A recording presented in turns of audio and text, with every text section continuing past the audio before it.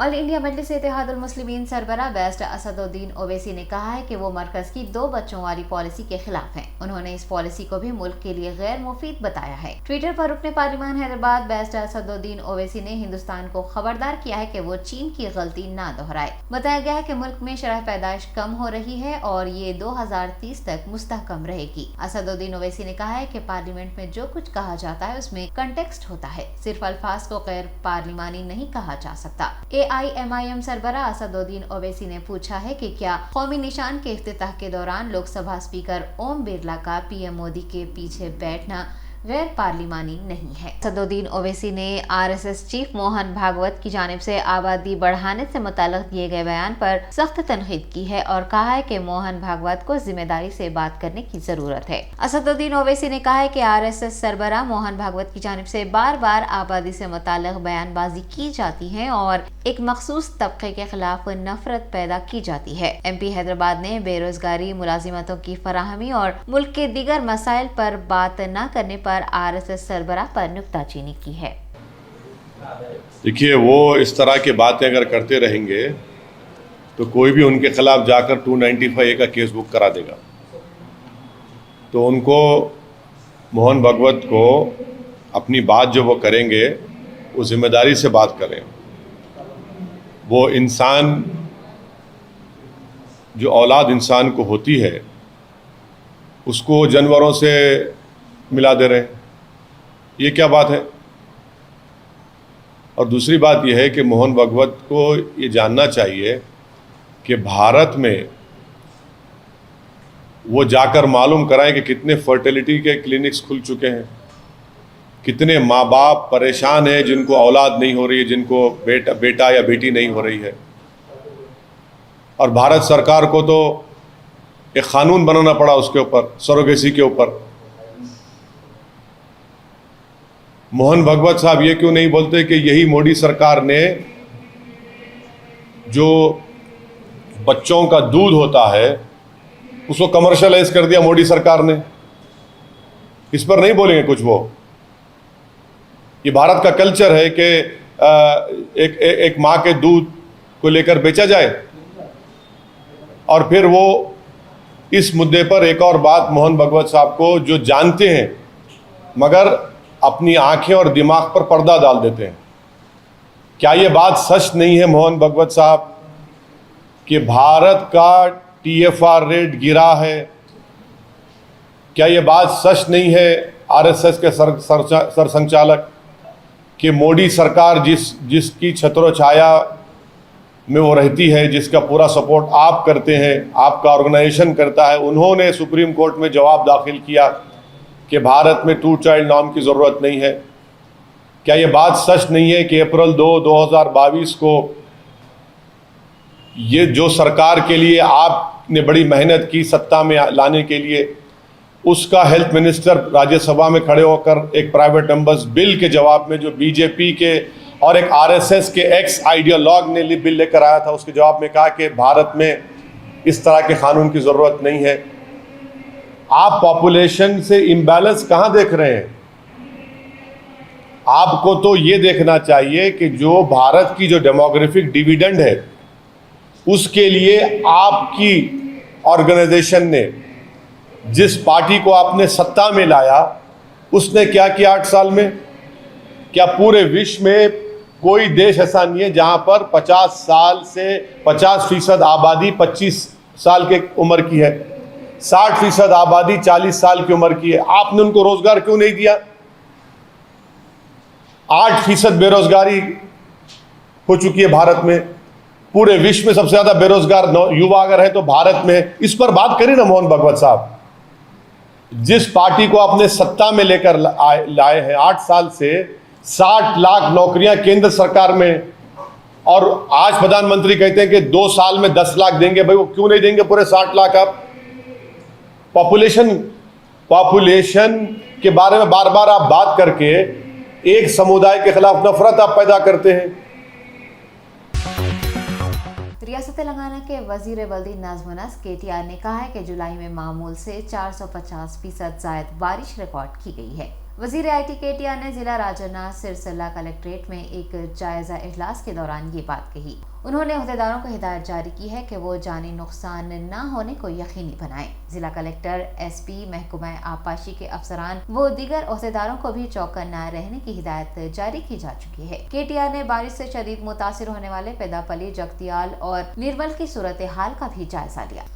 మరి ఈ వర్షాకాలం ప్రారంభమైన తర్వాత పెద్ద ఎత్తున వానలు నార్మల్ కంటే 450% ఎక్కువ వానలు మరి విపరీతంగా వస్తున్న నేపథ్యంలో గౌరవ ముఖ్యమంత్రి గారి ఆదేశం మేరకు రాష్ట్ర ప్రభుత్వం ఇప్పటికే అన్ని రకాల ఏర్పాట్లు, అన్ని రకాల మరి ముందు చూపుతో అన్ని రకాల ప్రణాళికలు కూడా ఏర్పాటు చేసుకుని ముందుకు పోతాం. అందులో భాగంగా రాజన్న సిరిసిల్ల జిల్లాలో ఈరోజు జిల్లా కలెక్టర్ గారితో, జిల్లా SP గారితో, జిల్లా పరిషత్ చైర్మన్ గారితో, మరి జిల్లా అధికారులందరితో, ఇతర పెద్దలతో ఒక సమావేశం ఏర్పాటు చేయడం జరిగింది. ఇందులో ప్రాథమికంగా ఈ చెరువులు, కుంటలు, అదేవిధంగా ఇక్కడ జిల్లాలో ఉన్న మేజర్ ప్రాజెక్టు వీటన్నిటి యొక్క ప్రస్తుత పరిస్థితి, ఎంత మేరకు నీళ్లు ఇప్పటికే వచ్చినాయి, ఇంకా ఎంత వర్షాలు రాబోతా ఉన్నాయి, ఇంకెంత నీళ్లు రాబోతా ఉన్నాయి, ఇవన్నీ కూడా ప్రాథమికంగా కొంత అధ్యయనం చేయడం జరిగింది. దానికి తగ్గ విధంగా అంటే ఎక్కడికక్కడ ప్రాణ నష్టం జరగకుండా, ఆస్తి నష్టం జరగకుండా జాగ్రత్తలు తీసుకునే విధంగా అన్ని డిపార్ట్మెంట్ల సమన్వయంతో పనిచేసే విధంగా కలెక్టర్ గారికి ఆదేశాలు ఇవ్వడం జరిగింది. దాంతోపాటు మరి रियासत तेलंगाना के वजीर आबकारी श्रीनिवास गौड़ ने नेकलेस रोड पर तामीर किए जा रहे नीरा कैफे के तामीराती कामों का मुआयना किया और अहदेदारों को तामीराती काम जल्द अज जल्द मुकम्मल करने के अहकाम जारी किए। श्रीनिवास गौड़ ने नीरा कैफे से मुताल्लिक एक जायजा इजलास भी मुनाकिद किया। उन्होंने नीरा कैफे की तामीराती कामों से मुताल्लिक तबादला ख्याल करते हुए बहुत जल्द नीरा कैफे की तामीर मुकम्मल हो जाने की बात कही। श्रीनिवास गौड़ ने बोतलों के डिजाइन और लेबल्स की भी जांच की है। रियासती वजीर ने वजीर आला KCR की जानिब से शहर हैदराबाद में नीरा कैफे की तामीर के फैसले को तारीखी करार दिया है और इस फैसले की भरपूर सिताइश भी की है। महकमा आबकारी के joint commissioner Ajay Rao, deputy commissioner David Ravikant, Datta Raju Goud, assistant commissioner Chandraiah, महकमा आबकारी के डायरेक्टर सरफराज अहमद, महकमा सियाहत के MD मनोहर व दीगर उनके हमरा मौजूद थे।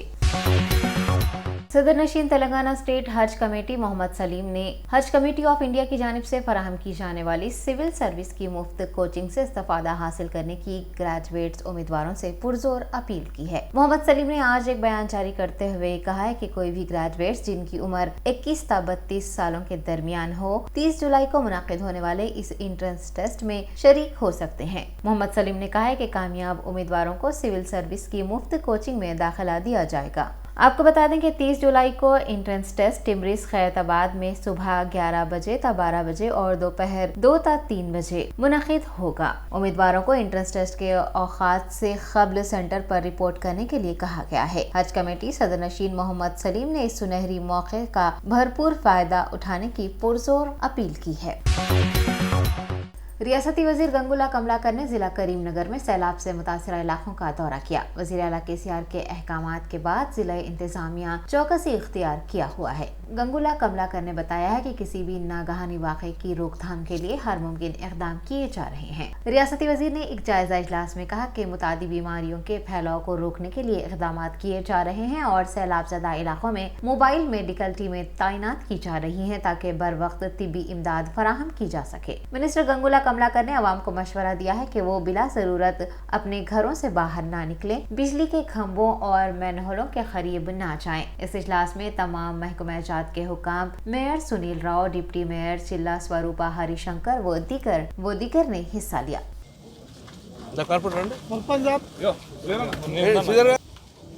గత 5 రోజుల నుంచి 2 రోజుల నుంచి ఎడతెరిపి లేని వర్షం వలన కరీంనగర్ నగరంతో పాటు కరీంనగర్ జిల్లాలో ఉన్న చుట్టుపక్కల ప్రాంతాలన్నింటినీ కూడా అప్రమత్తం చేయడం జరిగింది. ముందస్తు చర్యలు తీసుకోవడం జరుగుతుంది. ఎప్పటికప్పుడు ప్రమాదాన్ని అంచనా వేసుకొని తగు చర్యలు కూడా తీసుకోవడం జరుగుతుంది. నిన్నటి వరకు సేఫ్గా ఉన్నాం. నగరంలో కూడా ప్రభుత్వం యొక్క ముందస్తు చర్యల వలన నగరం కూడా సేఫ్గా ఉన్నది. ఎక్కడ స్టాగ్నేషన్ వాటర్ లేదు, బ్లీచింగ్ ఆఫ్ ద రోడ్స్ కూడా లేవు. నిన్న సాయంత్రం వరకు కూడా ఈ యొక్క ఇరుకుల వాగు చాలా ఫెరోషియస్ వాగుడు. ఇది ఈ వాగు కూడా నెట్వర్క్ సేఫ్గా ఉన్నది. ఇటుక బట్టీల వాళ్ళు కూడా తన పనులు తను చేసుకుంటూ సేఫ్గా ఉందని చెప్పేసి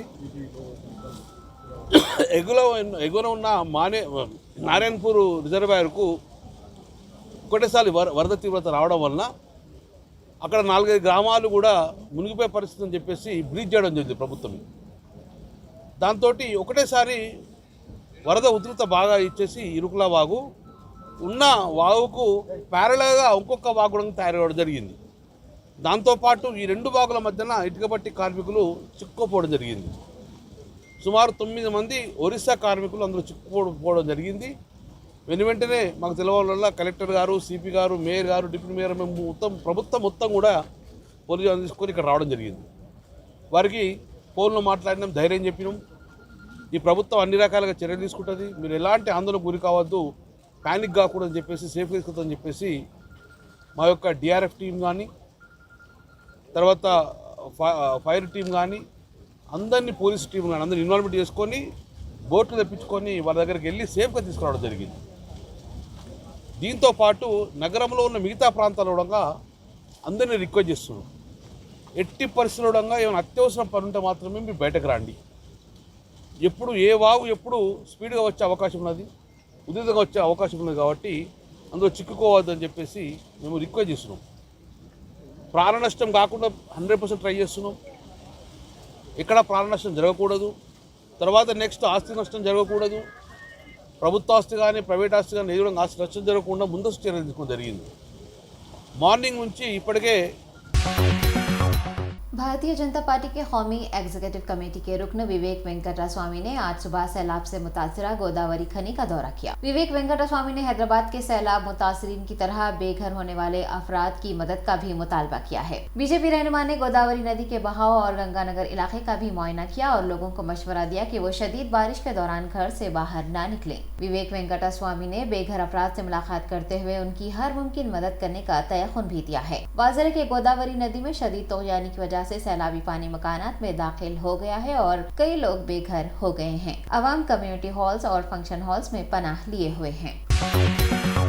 रजाकोंडा पुलिस कमिश्नर महेश भागवत ने कहा है कि साबिक इंस्पेक्टर नागेश्वर राव से मुताल्लिक़ तमाम तर तफसीलात इकट्ठी की जा रही हैं। पुलिस कमिश्नर रजाकोंडा ने मुतासिरीन को बिला खौफ सामने आने के लिए कहा है और उन्हें तहफ़्फ़ुज़ फराहम करने का तयक़ुन दिया है। महेश भागवत ने वाज़ेह किया है कि नागेश्वर राव को बचाने की कोशिशें नहीं की जा रही हैं और न ही उन पर कोई दबाव डाला जा रहा है। वाज़ेह है कि एक खातून ने मारेटपल्ली इंस्पेक्टर के नागेश्वर राव के खिलाफ अस्मत रेजी की शिकायत दर्ज करवाई थी, जिसके बाद नागेश्वर राव को 11 जुलाई को हिरासत में ले लिया गया और चर्लापल्ली जेल मुंतकिल किया गया। మన మల్కాజ్గిరి ఇప్పుడు కొత్తగా డిస్ట్రిక్ట్ కోర్ట్ అయినాయి అండ్ భువనగిరిలో కూడా కొత్త డిస్ట్రిక్ట్ కోర్ట్ అయింది. అక్కడ ఫాస్ట్ ట్రాక్ ట్రయల్ చేయాలని వాళ్ళకి మన జడ్జ్ గారుని we're filing requisition also so that వాళ్ళు జైల్లో ఉన్నప్పుడు ఈ ట్రయల్ జరగాలని ఆ ఉద్దేశం. ఎందుకంటే మళ్ళీ బెయిల్ మీద బయట వస్తే మళ్ళీ దొరకడం ట్రయల్ అప్పుడు దొరకడం కష్టం. తర్వాత ఇదే 1 పాయింట్ ప్రోగ్రామ్ వాళ్ళది, ఇదే కంటిన్యూ చేస్తారు వాళ్ళు. ఇది థ్యాంక్ యూ, గుడ్ వర్క్. ఇది ఈ లాస్ట్ 2 ఇయర్స్లో చాలా క్వాంటిటీ కమర్షియల్ క్వాంటిటీ మనకు హాష్ ఆయిల్ కానీ గాంజాయి కానీ తర్వాత ఇంకో కూడా మనకు ఈవెన్ ఓపియం కూడా దొరికినాయి మనకు చాలా భారీ ఎత్తున. రాజస్థాన్ నుంచి కొత్త రూట్ ఇది. రాజస్థాన్ నుంచి మధ్యలో దాదాపు 5-6 కేసెస్లో ఓపియం మనకు దొరికినాయి. So good recovery by our SOT team and local law and order police and I must appreciate their efforts. Thank you.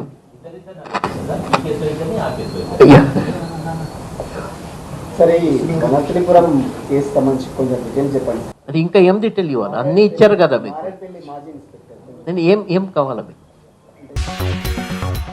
Telangana minorities residential educational institution society के सेक्रेटरी बी शफीउल्ला ने कहा है कि टेमरीज के 90% तलबा ने पॉलिसेट 2022 में कामयाबी हासिल की है। एक प्रेस कॉन्फ्रेंस करते हुए बी शफीउल्लाह ने पॉलिसेट के शानदार नताइज पर मसरत का इजहार किया है। असातिज़ा की लगन और तुलबा की जद्दोजहद की सिताइश करते हुए बी शफीउल्लाह ने उन्हें मुबारकबाद पेश की है। सेक्रेटरी टिम्ब्रिस ने मीडिया को बताया कि इम्तिहान में कामयाब होने वाले तमाम तुलबा का ताल्लुक पसमानदा देही इलाकों से है और इन तुलबा के वालिदैन ज़राई मजदूर, सब्जी फरोश, ऑटो ड्राइवर्स या यौमिया उजरत पर काम करते हैं। ताहम पसमानदा देही इलाकों से ताल्लुक रखने के बावजूद तुलबा ने मेहनत की है और कामयाबी हासिल की है, जो कि काबिल फख्र है। शफीउल्लाह ने रेसिडेंशियल स्कूलों के क़याम और तुलबा को आला दर्जे की कोचिंग की फराहमी पर वज़ीर आला KCR का शुक्रिया अदा किया है। रियासती वज़ीर बराए अक़लियती बहबूद के ईश्वर, मुशीर हुकूमत तेलंगाना अक़लियती बहबूद AK खान ने तुलबा, वालिदैन, प्रिंसिपल, असातिज़ा को कामयाबी पर मुबारकबाद पेश की है। शहर हैदराबाद के हल्का असम्बली गोशा महल के बीजेपी रुकने असम्बली राजा सिंह ने एक वीडियो पैगाम जारी किया है। अपने वीडियो पैगाम में उन्होंने कहा है कि हिंदुस्तान बहुत जल्द एक अखंड हिंदू राष्ट्र बनने जा रहा है और कोई भी ताकत हिंदुस्तान को हिंदू राष्ट्र बनने से रोक नहीं पाएगी। राजा सिंह ने अपने पैगाम में कहा है कि हिंदुओं को कमजोर ना समझा जाए। उन्होंने पॉपुलर फ्रंट ऑफ इंडिया पर जमकर तनकीद की है और गद्दारी का इल्जाम भी लगाया है। बीजेपी रुकने असम्बली राजा सिंह ने वजीर आजम नरेंद्र मोदी की सितारिश करते हुए कहा है कि वजीर आजम नरेंद्र मोदी मुल्क पर बुरी नजर डालने वालों पर सर्जिकल स्ट्राइक करते हैं।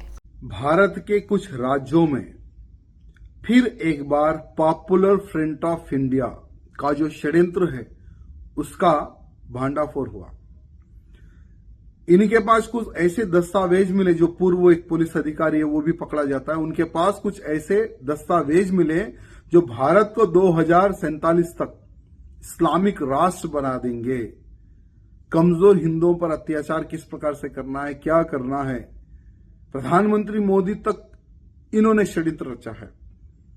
तो इनको मैं बताना चाहूंगा कि आज के जो प्रधानमंत्री है वो रिमोट कंट्रोल पर चलने वाले प्रधानमंत्री नहीं है। आज के जो प्रधानमंत्री है, जो भारत देश पर बुरी आंख डालता है, आंख डालने वाले को घर में घुसकर सर्जिकल स्ट्राइक कर देते हैं हमारे प्रधानमंत्री मोदी जी। और आज भारत देश में रहकर भारत देश से तुम लोग गद्दारी करते हो, तो तुम्हें कहना चाहूंगा कि इस्लामिक राष्ट्र तो बहुत दूर की बात है, हमारा भारत देश बहुत ही जल्द अखंड हिंदू राष्ट्र बनने वाला है और इसको कोई ताकत नहीं रोक सकेगी। तुम लोग इस्लामिक राष्ट्र बनाने की बात करते हो, तो तुम्हारे जो पूर्वज थे ना, जो मुगल थे, वही समय पर एक हिंदू खड़ा होता है, मुगलों को मुंह तोड़ जवाब देता है और भारत में हिंदवी स्वराज की स्थापना करता है, वो है छत्रपति शिवाजी महाराज। आज हिंदुओं को कमजोर मत समझो, क्योंकि आज हम संविधान पर विश्वास करके आगे बढ़ते हैं, संविधान पे भरोसा करते हैं, इसलिए आज का हिंदू शांत है, क्योंकि जो भी होगा लीगली इन पे कार्रवाई होगी, ये सोचकर आज हिंदू खामोश बैठा है। अगर तुम्हारी जैसी सोच अगर हिंदू रखेगा ना, तो ना पॉपुलर फ्रंट ऑफ इंडिया बचेगा, ना उसका एक कार्यकर्ता बचेगा, सबको हम खोद के जमीन में जिंदा गाड़ देंगे।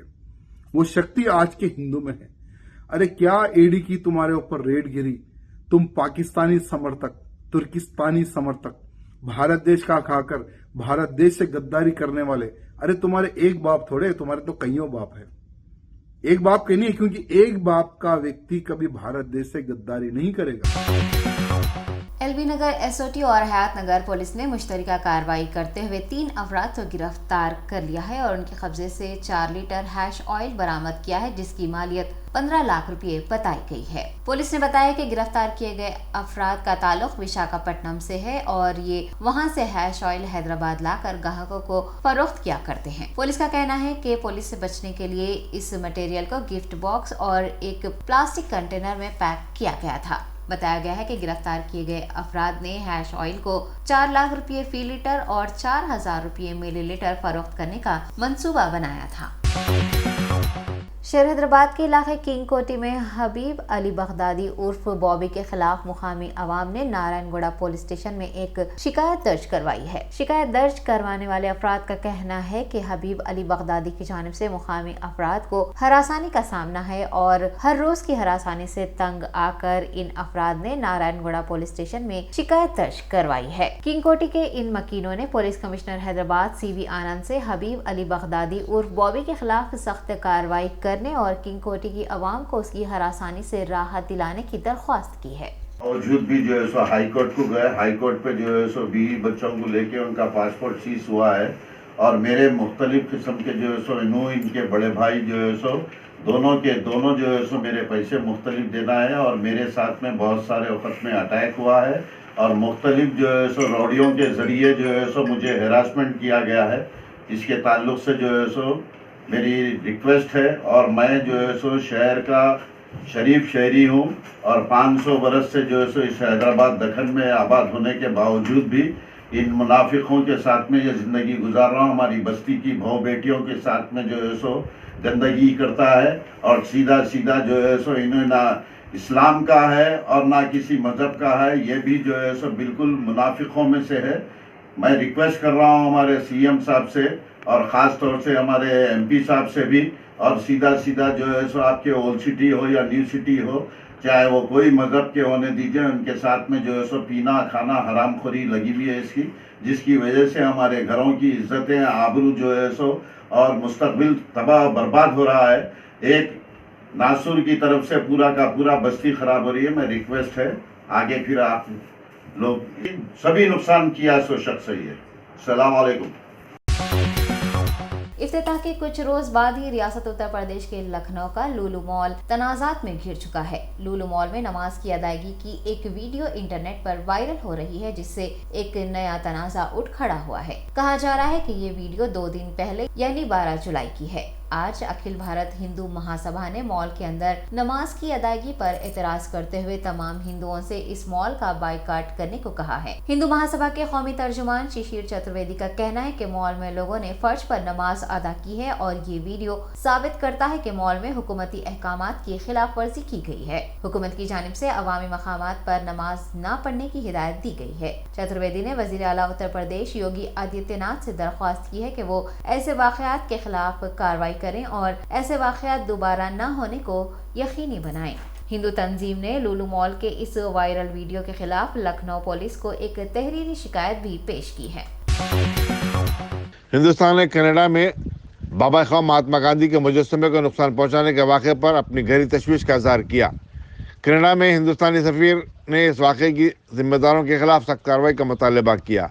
यह वाक़या रियासत ओंटारियो के शहर रिचमंड हिल में वाक़े विष्णु मंदिर में पेश आया।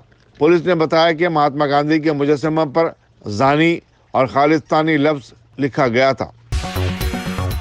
सिंगापुर ने श्रीलंका के मफरूर सदर गोटयाबा को पनाह देने की तरदीद की और कहा कि वो और उनकी बीवी सिंगापुर के खानगी दौरे पर आए हुए हैं। ज़राए के मुताबिक वो माले में एक दिन गुजारने के बाद सऊदीया की फ़्लाइट के ज़रिए सिंगापुर पहुंचे थे। उन्होंने वज़ीर-ए-आज़म रानिल विक्रमासिंघे को कारूदा सदर मुकर्रर किया है। दूसरी तरफ हुकूमत श्रीलंका ने 14 और 15 जुलाई को शहर कोलंबो में कर्फ्यू नाफिज कर दिया है।